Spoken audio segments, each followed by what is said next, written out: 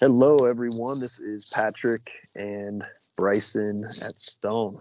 Today's webisode, we're going to be looking at the Boring Lab and the Boring Toolbox. And we're going to be going into device groups. And I'll turn it over to Bryson.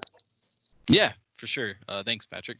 So yeah, we're going to go through device grouping in the Boring Toolbox. So I'm going to go ahead and open up the Boring Toolbox right here, and I'm going to log into my system.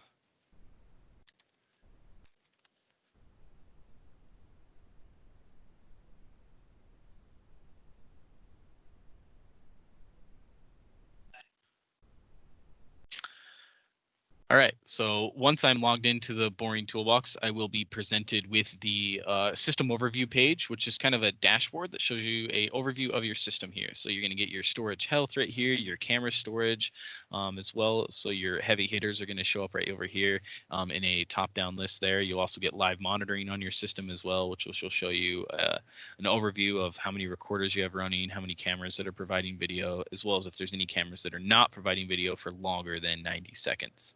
And this is all customizable and configurable. So going into device groups, we'll go to this first section here on the left. Let's go over here to device groups. And here we're able to manage our device groups, create new device groups. And so what we're going to do right here is I'm going to show how to make some new device groups. So I'm going to go over here and click Add Device Group. And we're going to call this Exterior. And what we're going to do with this group, we're going to select it right here, and then we're going to add some members to this group. And what's really nice about Boring is we have the search option here, and we're able to just basically define a parameter here and search off of that. So on all of our camera names, on all of our exterior cameras, we put EXT on all of them. So I just went ahead and I searched EXT. So this filters out all of my cameras. So of my 34 cameras, 15 of them are exterior. So I'm going to go ahead and select all of them here by checking the server here. This will select all 15. And I'm only using the enabled cameras as well. So these are only the cameras that are actually providing video for my system. And go ahead and hit add, and I've now created this device group.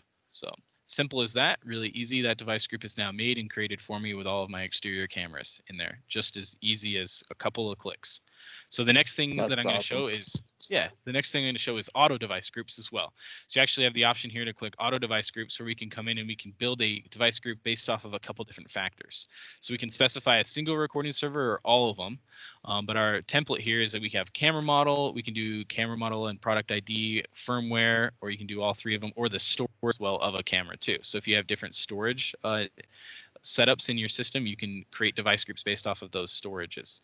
So we're just going to do the camera model for here, and we're just going to do the Boring default setup, and we're only going to do the enabled only cameras as well. So we'll go ahead and click generate preview, and you'll see here it's going to auto build out, and it's going to build out all the different camera models that I have here. So you see I have a 2N IP Force and a 2N IP Verso. Here's my 8105s.